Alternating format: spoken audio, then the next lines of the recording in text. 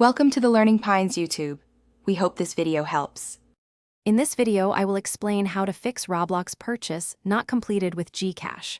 First, confirm your internet connection is stable and strong. A weak signal often prevents transactions from finishing properly. Then, restart both your Roblox application and your GCash application completely. This simple action can resolve temporary glitches and allow the payment process to proceed smoothly. Always start with these quick checks.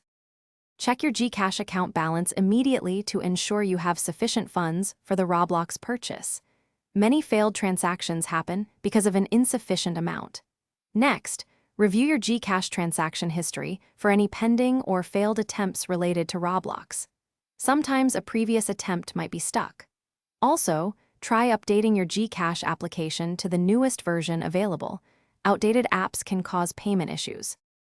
Verify that your Roblox account is logged in correctly on the device you are using. Make sure you are not experiencing any network restrictions or VPN issues that could interfere with the game's connection. Check the official Roblox status page to see if there are any ongoing server problems. These external factors can prevent purchases from going through. A stable, open connection is essential. After checking both GCash and Roblox, wait about 5 to 10 minutes before attempting the purchase again.